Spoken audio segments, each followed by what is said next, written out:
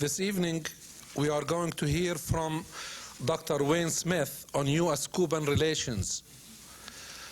Before I came this evening, I talked to some people here and even in the office and asked them to name our neighbors. And Cuba was not mentioned a lot. Very few mentioned that Cuba is our neighbor. I think we tend to forget the fact that Cuba is our neighbor.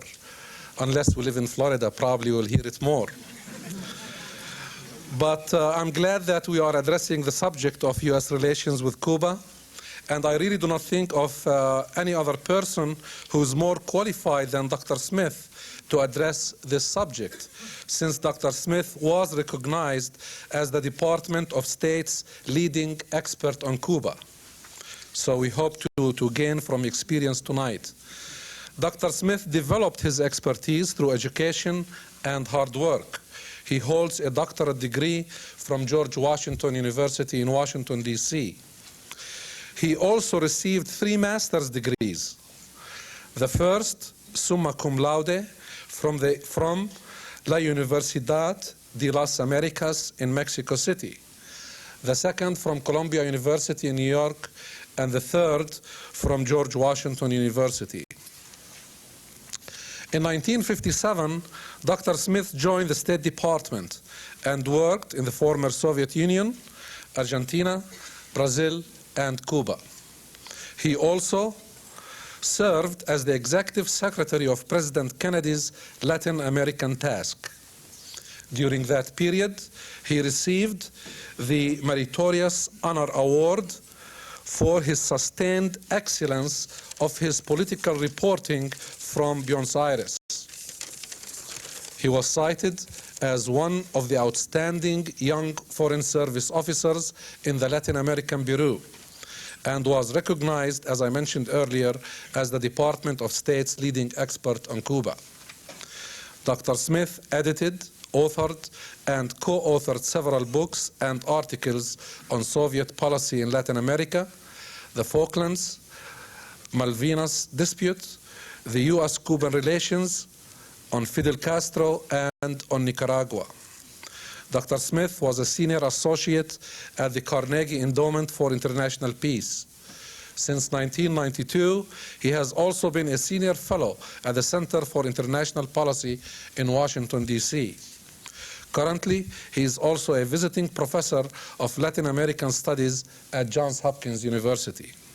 Ladies and gentlemen, please join me in welcoming Dr. Wayne Smith to the Council.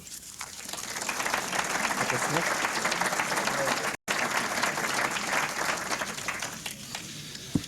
Thank you very much for that kind introduction, and to all of you for the invitation to come here. I would only add to the introduction that I left the Foreign Service in 1982 because of, quote, profound disagreements with the Reagan administration's foreign policy. And as I will indicate in a moment, I find to my distress that I have my disagreements with the Clinton administration's foreign policy are no less profound. I have become bipartisan. Let me begin by talking about the situation in Cuba. I would focus on Whither Cuba first, and then Whither U.S.-Cuban relations. And I would note, before I come to the latter, that the last time I was in this room talking to the World Affairs Council years ago, talking about Central America. We were in the midst of the debate on Central American policy, and I was trouncing the Reagan administration's approach, but with some optimism in my heart, and in fact, I think we, if not won, at least we argued, fought the administration to a standstill on that one. This one we have lost. And so I come tonight with, in a way, we have lost. And so I must say I come tonight to speak to you deeply depressed. Whither, Cuba, first of all. Well, let me say that I was a junior officer in the embassy in Havana. It was my first post. I arrived in 1958. I was there until we broke relations. I disagreed with the Cuban government, with the Cuban Revolution on its direction. I thought that it was going to hold elections and do a whole series of things, move in a democratic direction. Rather than that, they moved toward a thoroughgoing revolution. But the principal objection on our part was to Cuba's outthrusting in the hemisphere. That has long since ended. And so while I began as a strong opponent of the Castro government, over the years, as the Cuban government changed its policy, I came around to thinking that it was time to shift our own policy. And moreover, I recognized as I looked in the late 70s, in the 70s and then in the 80s at what the Cuban government had done, that it was a very mixed bag. There were many things with which I continued to disagree. I'm a Jeffersonian Democrat, and I believe in full freedom of expression. I wouldn't wish to exist if I couldn't have my New York Times and Baltimore Sun and Washington Post in the morning. I have a great affection for the Baltimore Sun since it's H.L. Mencken's newspaper. And couldn't read them and write letters to the editor saying I disagree with everything you've said or everything that the administration has said. So I have many disagreements still with the Cuban government's approach. Nonetheless, over the years I came to recognize this is a mixed bag. They had provided the basic material needs to all. They had provided the best public health, well, let me say this, the best public health system in the world that was available to everyone. An educational system that was available to all up through the post-graduate level. And I would say the highest degree of egalitarianism achieved by any country in the world. There was the downside, to be sure, which I continued to disagree with, and still do. I mean, when I go to Cuba, which is very frequently, rarely do I go without calling on Elizardo Sanchez, one of the human rights activists there, and I wish that the Cuban government would be more tolerant toward people like Elizardo Sanchez. However, coming back to it, it was a mixed bag. You couldn't say that the Cuban government was all negative or that it was all on the black side of the ledger. Quite the contrary. And the fact was, and I lived in Cuba for 3 years, from 1979 until 1982, and I go back frequently.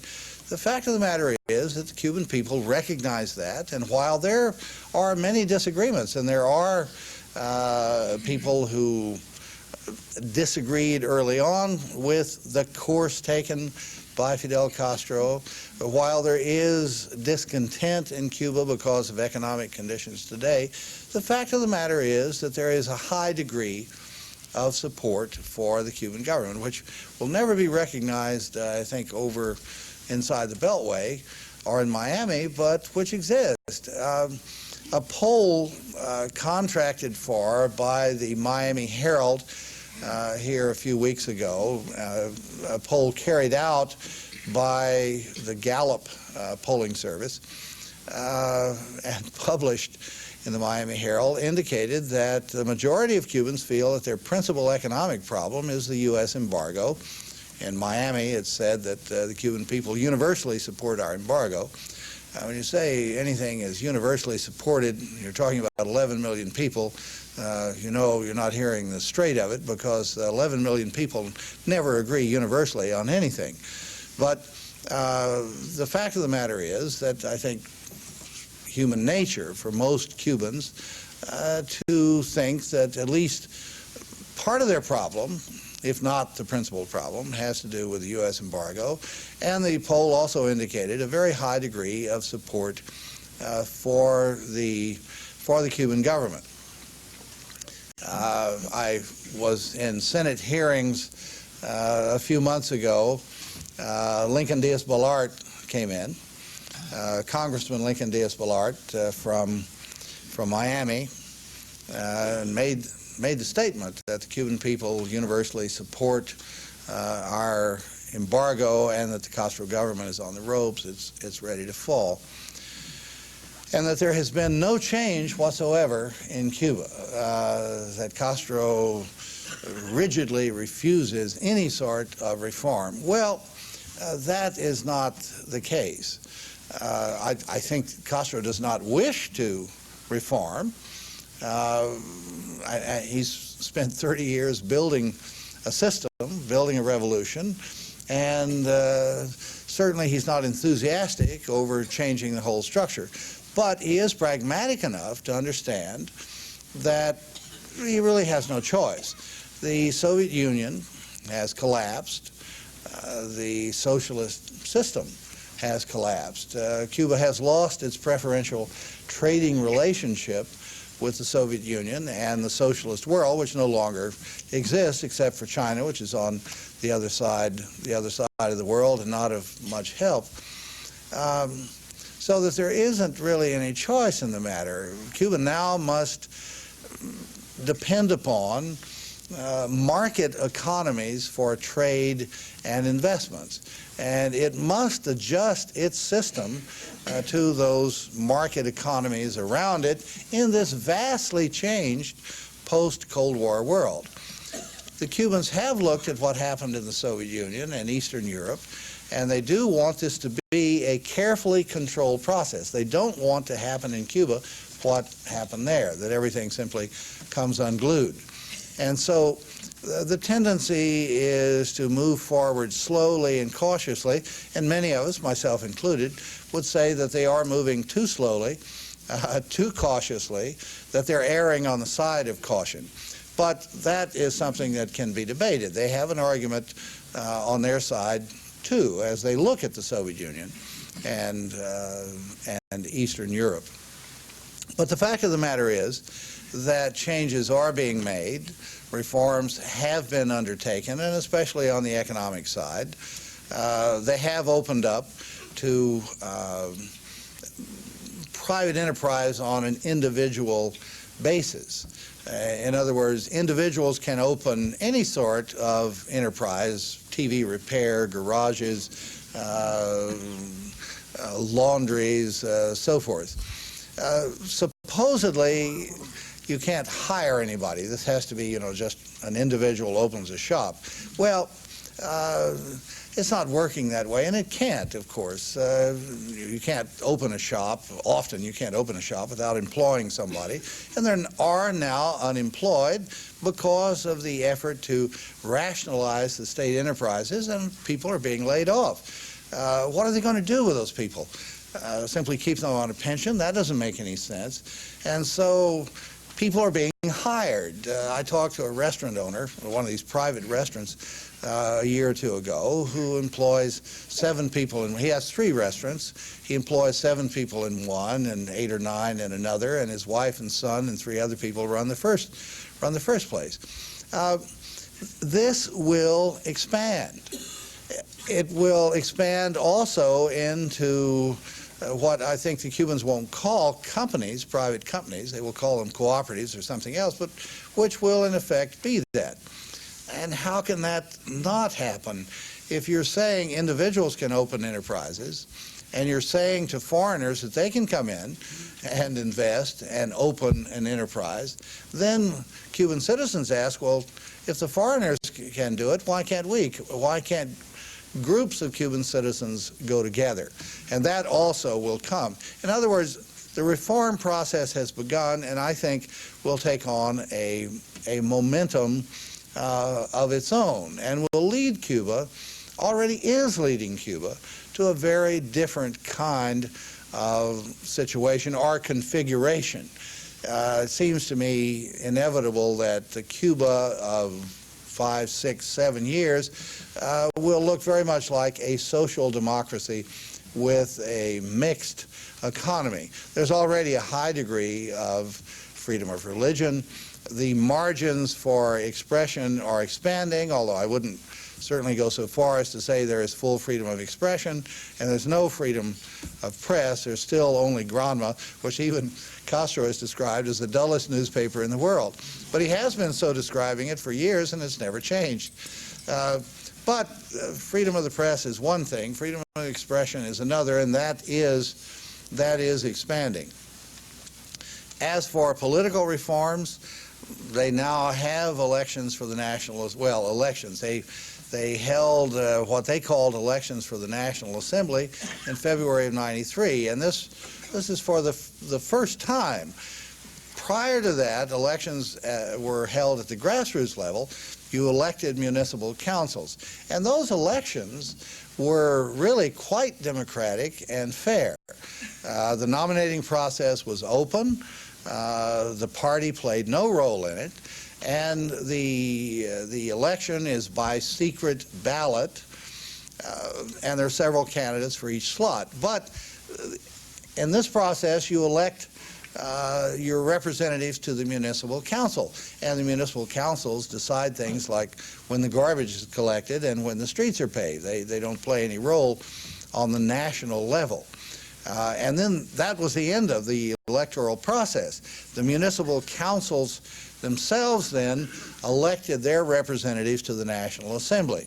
And there was another little wrinkle, and that was that the municipal councils had adjunct members appointed for their expertise, or and you can imagine who was always, or who were always appointed as the adjunct members. Fidel Castro and Raul and the other national leaders, which meant that they didn't really stand for election. They were simply appointed to municipal councils, and the municipal councils then named them as their representatives to the National Assembly. Well, that ended in February of '93, when elections were held for the first time for the National Assembly. And they had discussed the possibility of simply elevating or transposing the system at the local level to the national level and having an open nominating process and various candidates for each slot, but they couldn't bring themselves to do that. And many officials I talked to of the Cuban government and people who were in the process of debating this said the principal stumbling block was looking at what the United States had done in Nicaragua and what they could have every certainty the United States would do if they went to that kind of process at this moment in history, or at that moment in history, given continuing U.S. hostility, a continuing apparently U.S. intention, objective, to undermine, to bring about the exit of the Cuban government. The CIA and the National Endowment for Democracy and half a dozen other agencies would be in there funding candidates and trying to distort the process. So they didn't go that far.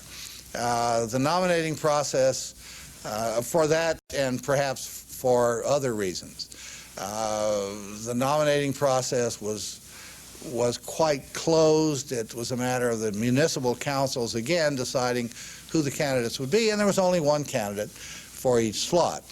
So as an election, it was a farce, but it was nonetheless a first step. As a plebiscite, it was meaningful. 93% of the people, even though it's a secret ballot, 93%, and even though the radio stations in Miami were calling on everyone to tear up their ballots or vote in blank as a sign of disapproval of the government, 93% of the people voted with the government. Now, I don't suggest that that means that 93% of the Cuban people are enthusiastically behind or endorse everything the Cuban government does by any means.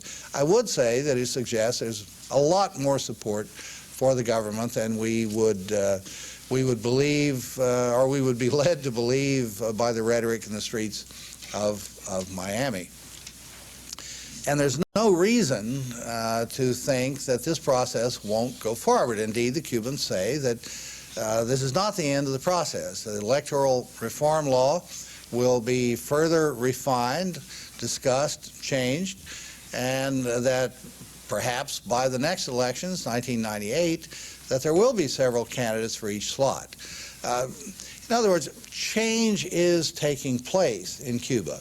And Cuba, and this is the bottom line, Cuba is going to survive. Something that calls itself the Cuban Revolution is going to survive. I was there in August, and I must say I came back quite uncertain and depressed. Went back in January, and I really couldn't believe the change. They had opened peasant markets, another change. Now, the state farms have been turned into cooperatives, but the cooperative is not really a cooperative. Each farmer tills the soil as he wishes, and having met a contract to the state enterprise, can then sell anything in excess at the peasant markets for anything that the market will bear. So from September until January, there was a dramatic change in the situation in Cuba. The price of rice in early September of last year was 50 to 60 pesos per pound. In January, the price had dropped to 6, which is an indication of how the supply was running. There is enough rice. The price of beans had dropped from 60 pesos a pound, over 60 pesos a pound, to 13. Other prices had gone down accordingly. The price of the dollar had dropped from 120 to 40. I talked to a wide range in January of diplomats, news people based in Cuba, and to average Cuban citizens. And let me say, I went to Cuba first in 1958. I went back. I was with the first group of American diplomats to return in 1977. Found some of my old friends still there. So I have friends that I've been seeing in Cuba since 1958. Some are not members of the government at all, and over so many years we talk quite freely, and they trust me. And the consensus of opinion among all was that the Cuban government has turned a corner, and indeed the free fall is over. The economy had been falling at a rate of anywhere from 10 to 15% a year. Can you imagine a country in which the GNP declines 50% in a period of three to 4 years? And in most countries, that would lead to outright rebellion. The Cubans hung together. It's a very cohesive society, but unhappy about it, needless to say. And it did lead to the disturbances of this past summer that led to the refugee outflow. In Miami, it was said that this was the beginning of the Intifada. Well, no, these were not anti-government riots. They got started because a rumor went around that there was a boat in the harbor taking people off. And so people went down to be taken off and found that there was a boat there, but it wasn't taking anyone off. And therefore, there was an outburst of frustration and anger, and then the cops showed up and tried to break it up, and other people arrived, and it led to a riot. But this was not a riot that got started as an anti-government demonstration. But the free fall has ended. The Cuban economy grew slightly last year, less than 1%, but nonetheless indicated the corner had been turned. Now, there's a long way to go. I don't mean to suggest that there's been some miracle and Cuba's on the road to a terribly high standard of living. They have a long way to go, years of reform, change, and very hard work and scarcities before they reach that point. But the corner has been turned, and the consensus among everyone I talked to, and my own judgment as well, was at this point, without any question at all, and I do say it without hesitation, the Cuban government is going to survive. But it can only survive by making sweeping changes. It must continue along this path of reform. So Cuba will make it. But what about U.S.-Cuban relations? Well, as I say, I've been on both sides of the barricades. At a point back during the 60s when Cuba was saying it was going to turn the Andes into the Sierra Maestra of Latin America, I felt that a containment policy made sense, and I supported it and helped write some of the planks that went into it. But with the changes in Cuban policy, by the end of the 60s, this outthrusting was more or less over, and it was time, I thought, to begin change. And we did slowly, cautiously open up to at least having intersections in one another's capitals, but not very much positive took place beyond that. Nonetheless, the door was open.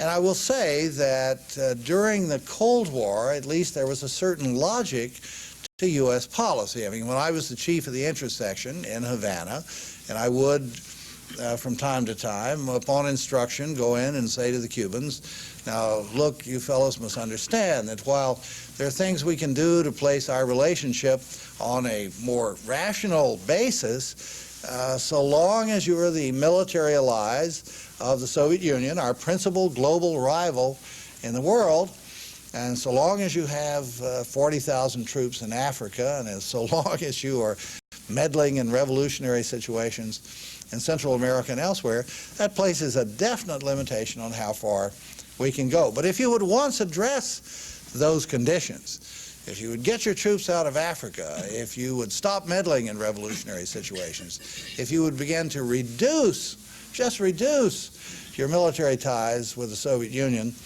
then we could move ahead in a very significant way to improve relations.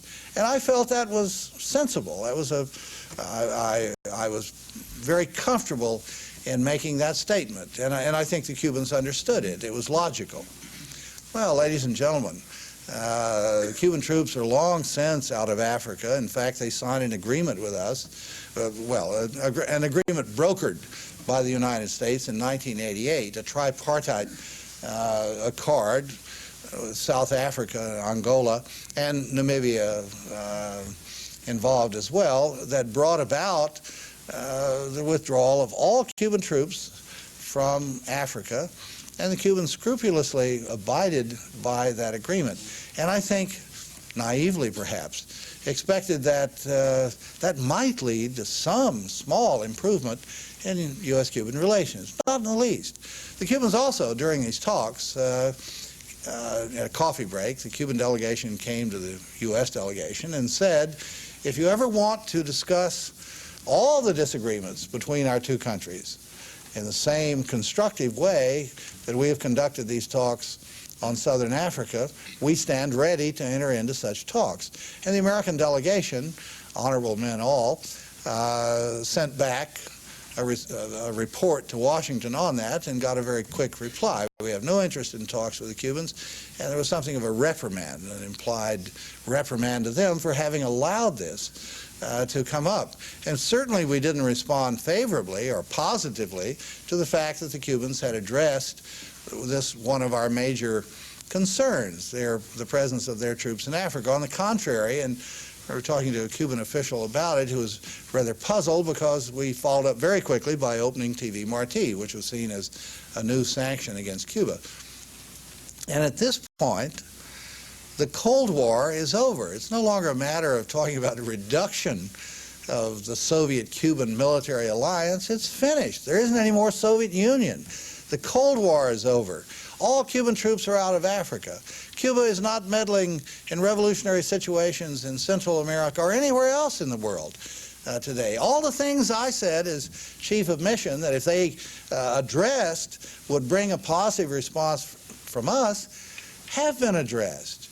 And did we respond positively? No, quite the contrary. In 1992, with the Cuban Democracy Act, the Cold War over, we tightened the screws.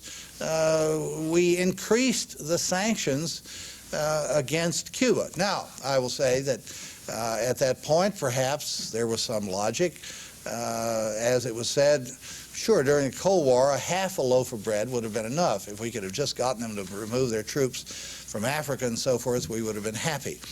And with the Soviet Union there, we knew that the demise of Castro was too much to hope for. But now, with the Soviet Union gone, Cuba in a vulnerable position, we can hope for the whole thing.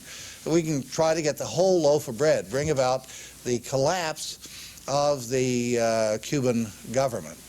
And maybe in 1992 there was some rationale, some shred of logic at any rate behind that argument. But I debated Congressman Torricelli, the author of the Cuban Democracy Act, in December of 1992, and he assured me and everyone else that the Castro government would collapse within weeks.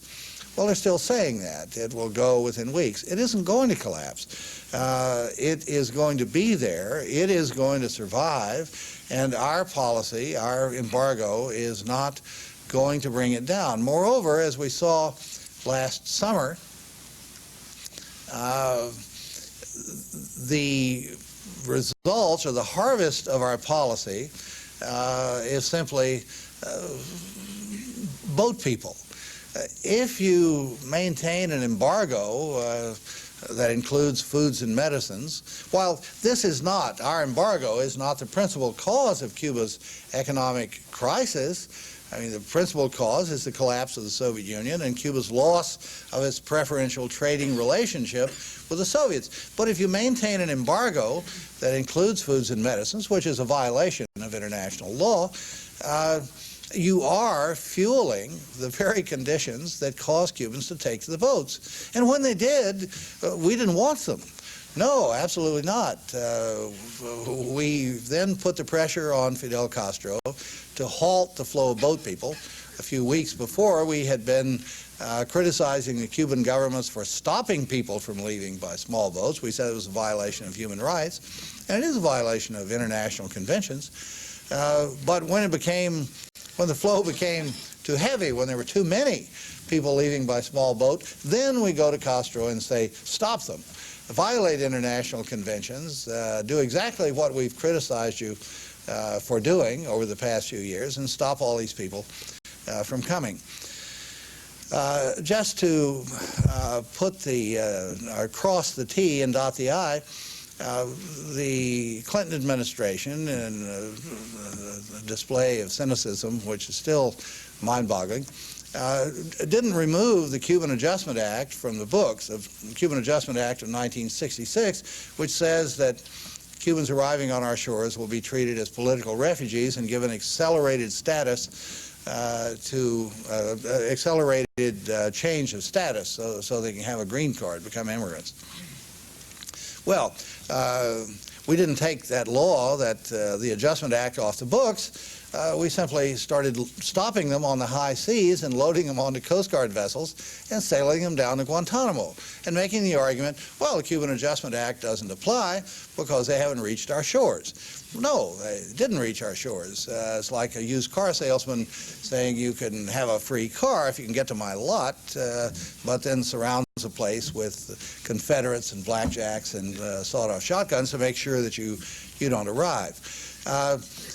We took them all down to Guantanamo. We knew that would cause problems in the Cuban-American community, so the president brings up Jorge Mascanosa, the leader of the right-wing fringe of the Cuban-American community, to say, what would you do, what would it take for you to support my policy, and come out saying, you'll accept sending the Cubans to Guantanamo. And Mascanosa's response was, You have to take measures against the Cuban government, not simply the boat people. So stop these curmudgeonly professors from traveling to Cuba. He didn't like that. He doesn't like professors very much. And stop the Cuban Americans from visiting their families, because that's a source of dollars to Castro. And so the president did. On August the 20th, all visits, Cuban Americans were stopped from visiting their families, and professors and academics, professional researchers were stopped or were told that they would have to have a specific Treasury license before they could visit Cuba. And the reason given for this by the Clinton administration was that we had to pressure Castro to stop the flow of boat people and enter into an agreement with us. And on September the 9th, he did. He stopped the flow of boat people, and he did enter into an agreement with us. Did we lift the restrictions? Absolutely not. They're still on the books. Curmudgeonly professors still cannot travel to Cuba without getting a license. Well, we can. I do frequently in defiance of these regulations, which I consider unconstitutional, a violation of freedom of academic freedoms, and I will never cooperate with them. I will never ask for a license because I'm not going to cooperate. Well, thank you. I'm not going to cooperate with an unconstitutional act, and many of the other professors will not either. Now, we had hoped, nonetheless, that as the aftermath of this refugee crisis, that it would have been brought home to the Clinton administration that the policy was absurd, counterproductive, that the only thing it seemed to point to was an explosion in Cuba trying to bring about a conflagration, which would again result in tens of thousands of people on our shores, which we didn't want, and that far better for us, far better for the Cuban people, for Cuba, for us, for everybody, would be a peaceful transitional process. And it had been hoped, and the administration had talked about, carefully calibrated responses to these reforms or the steps taken by the Cubans. But that was before the elections of last November. And now I think any hope of carefully calibrated responses is ended. Quite the contrary, we now face the Helms legislation. Lincoln Diaz-Balart and Ileana and Jorge Mascanosa and all the gang have found their true champion, Senator Jesse Helms, who is now putting forward legislation. And one can say, well, Jesse's a kook. This legislation will pass, almost certainly. And this legislation, the Helms legislation, ends any possibility of improvement in relations. It ends any possibility of an opening of any kind of accommodation between the United States and Cuba forever, or so long as the legislation is on the books. I won't go through the whole litany of woes, everything it does, but among other things, it says it adds Cuban-American claims to those of American citizens and companies. In other words, there are $2 billion in claims registered now.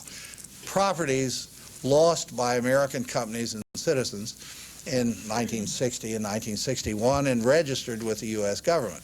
The Helms legislation will add to that the properties of all Cuban Americans, that is, people and enterprises, companies that were Cuban at the time the property was taken, but that over the years have become American. And it's not compensation. I misstated myself. All the properties must be returned before there can be any forward movement. And not only that, any foreign company or anyone who has an interest, and this can be simply being a shareholder in some sort of a holding company, anyone who has any interest in an enterprise that has in some way benefited from that property of the Cubans and the Americans can no longer receive a visa to come to the United States, and neither can his wife and children. It makes it clear that Fidel Castro must go. Jesse Helms has said that. There can't be any forward movement He doesn't care whether he's carried out feet first or vertically, but Castro must go before anything can happen. Well, the Cuban government had been talking to some Cuban Americans about the possibility of working out a deal on an individual basis. But their response to this is sit on it. We will not return those properties. And I must say I sympathize with that. If I were in their position, I would as well. So I think the Helms legislation is going to pass at a time when the United States is totally isolated in the world on this. We're the butt of jokes about our Cuban policy, which is regarded by the rest of the world as a bizarre obsession.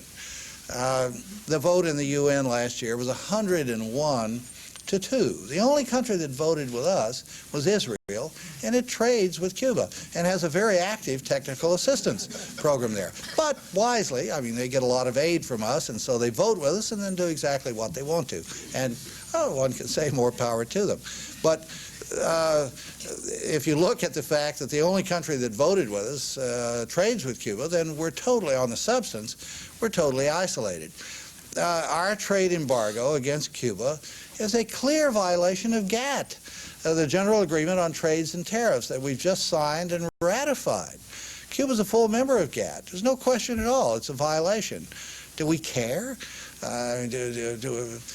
Our inclusion of foods and medicines is a clear violation of international law. The Inter-American Human Rights Commission has just sent a letter to the United States noting that inclusion of foods and medicines is a violation of international law and conventions, and calling on the United States to make certain that these are exempted. Do we care? Do we care about that? Do we care about international law? No, apparently we don't. As I say, I think the Helms legislation is going to pass. I can't imagine that President Clinton would veto it. I would imagine that the administration will take a very low profile, and they will negotiate for some changes, but in the final analysis, it will be signed. President Clinton seems terrified of offending Jorge Mascanosa and the right wing of the Cuban American National Foundation, and we'll stop with this observation. For reasons, I must say, I don't understand at all. He said that he thought he could win Florida. Our advisors said that perhaps he could win Florida by taking a hard line on Cuba. And thus he supported the Cuban Democracy Act in the summer of 1992, which never would have passed had it not been for Clinton's support. The Bush administration was opposed to it. But then outflanked, they had to come around also, and this wretched legislation passed. Did it help Clinton? Not the least. Clinton got 39% of the vote, exactly what Dukakis had gotten 4 years before. A few more Cuban Americans voted for him, but other Floridians, quite understandably offended by this embrace of the most extreme right wing of the Republican Party, stayed home. He won Dade County, where most of the Cuban Americans live, although he didn't get their vote. Only 18% of the Cuban Americans voted for Clinton, but he won the county anyway because it's more liberal than the rest of the state.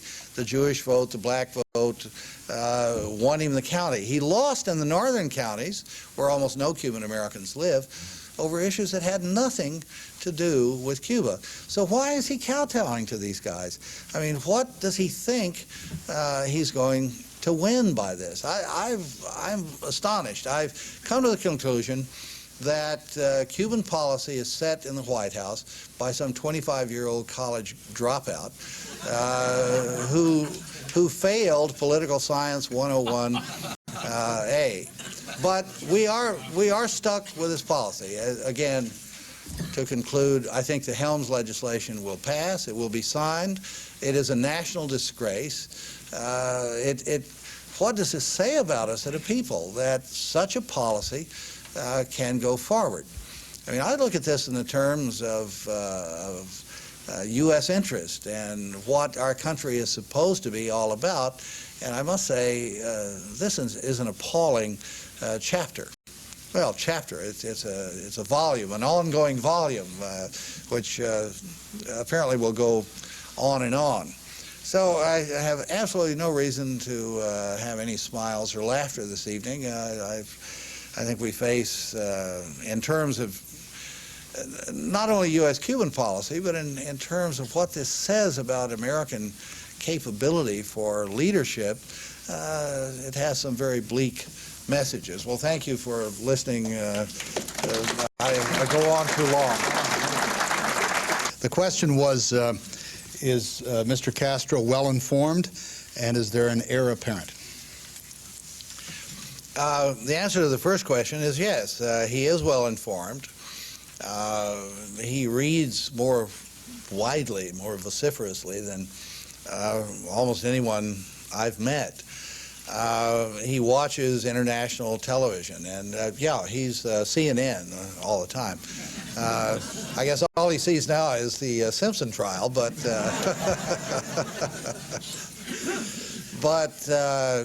he is well informed. And look, while Fidel Castro is not the guy I would choose for my leader, he is someone you can deal with. He is a reasonable, pragmatic person. You can disagree, and you can have all sorts of reservations, but he is someone you can deal with. And international politics, after all, not based on trust, thank God.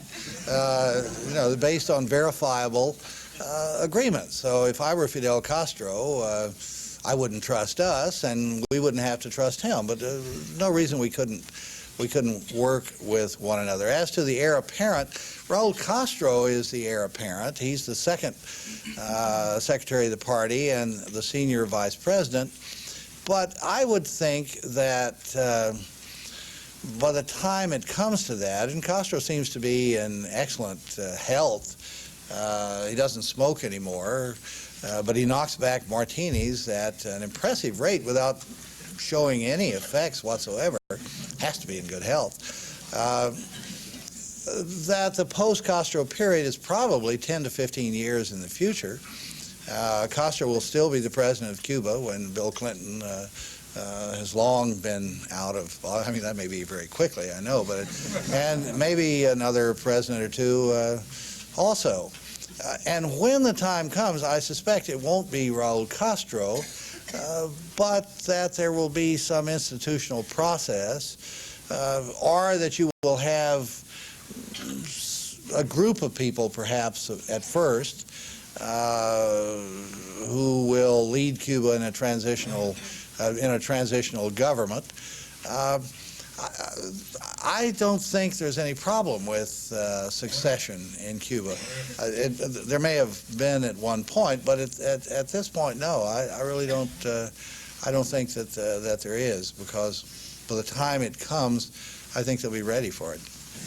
The question is, what do you think of baseball diplomacy, analogous to ping pong diplomacy, or any other set of devices for negotiating with the Castro administration? If there were some will on the part of the United States, that might have. So I did, by the way, take the Johns Hopkins baseball team to Cuba. I think it was in 1987. We won one game. we played 3 and won 1, and it was a great experience, but it didn't have the slightest impact. Now, of course, Johns Hopkins is not known for baseball, but the idea has been there for a long time to take a major American League team, if we ever have any again, to Cuba. The government has always opposed it, and I'm sure they still would. So in the case of China, there was some will on the part of the United States. The government was looking for an opening. The ping pong provided. In this case, the government's not looking for an opening, and might well arrest the players as they return to the United States. So it's a wonderful idea, but in the case of Cuba, I'm not sure it'll work. The question was, would you please comment on the different sanctions imposed by the United States for the violation of laws, such as you're going to Cuba against the will of the government, and the sanctions exercised in Cuba, for example, for a woman poet protesting the regime's policies. Writing poetry, judged to be undesirable in some way. Well, no, I understand the thrust of your question. I believe I said that I never go to Cuba without calling on Elizardo Sanchez and various other human rights activists, and on representatives of the Catholic Church and the Ecumenical Council, all of whom should be our natural allies. The religious leaders, not all the human rights leaders. Gustavo Arcos disagrees. He doesn't think the embargo should be raised. Elizardo Sanchez has spent 12 years in prison. He has been beaten up innumerable times by the Cuban police, and I deplore that and say so. But on the other hand, Elizardo Sanchez, the Catholic bishops of Cuba, the Ecumenical Council, all say at the same time, your policy is wrong. It does not serve the cause of human rights and democracy. Your policy simply makes it more difficult, and it does. It's a matter of history in part, given the history between the two countries. So long as the United States and Cuba are eyeball to eyeball in this adversarial relationship, you're not going to have the maximum, the optimum conditions or atmosphere for change in Cuba, because the tendency of the Cuban government will be to demand internal discipline, everyone rally around the flag.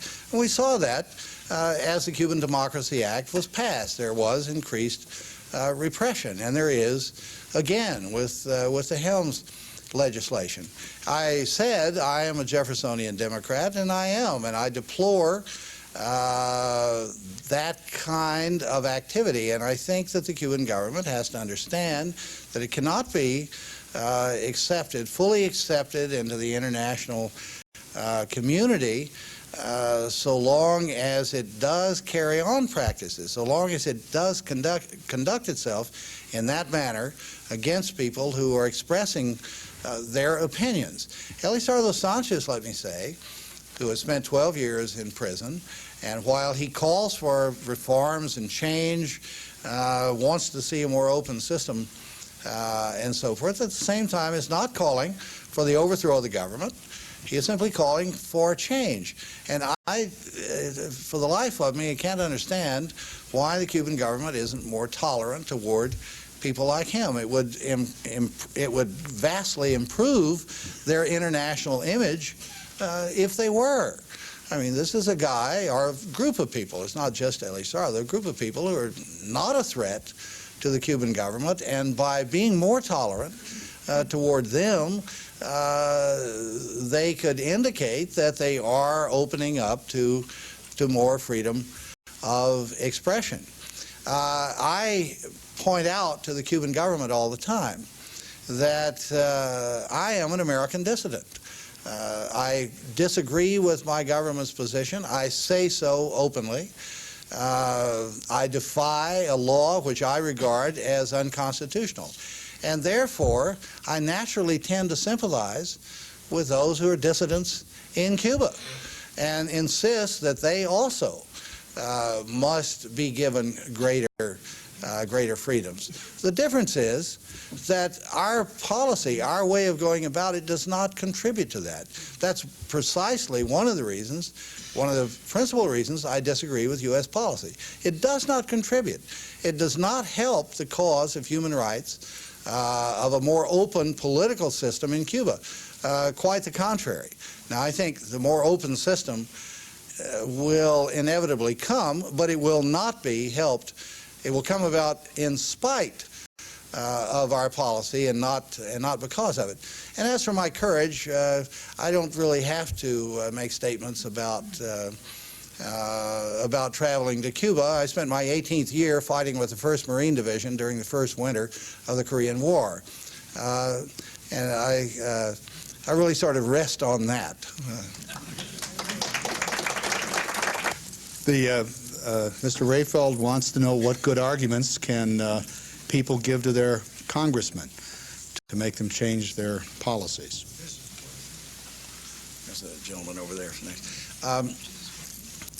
That's precisely the problem. Let's face it, if Cuba had a population of 100 million people, there wouldn't be any embargo. Vietnam has a population of 80 million, and the embargo is down. China has an irresistible market, 1 billion people. When did Saudi Arabia last hold elections? And they're still beheading people for adultery. I mean, Kuwait has a worse human rights record than Cuba does, and they've never held elections, and so far as I can see, have no intention of ever holding elections, and yet we have a fulsome relationship with them. And we argue, in all these cases, we argue that, well, this is the best way to improve human rights. I think the theory is valid. I do think that by engaging and trading and so forth, that in the long run you help to bring the other country into the international community, and you accomplish more that way than by sanctions and pressures, which I don't see really, I don't see any evidence have accomplished anything in other cases. But I note that the Clinton administration did threaten to clamp down on the Chinese, but not over human rights, because they were pirating, I don't think that the United States gives a fig about human rights or democracy. We take these policies, these sanctions against countries with which we disagree, or that don't have anything in particular that we want, and that's the case with Cuba. If they have something we want, well, then we'll forgive almost anything. It's with enormous regret that I have to play moderator and bring the session to a close. Let me thank Dr. Smith for what has been a very helpful and informative evening. Thank you so much.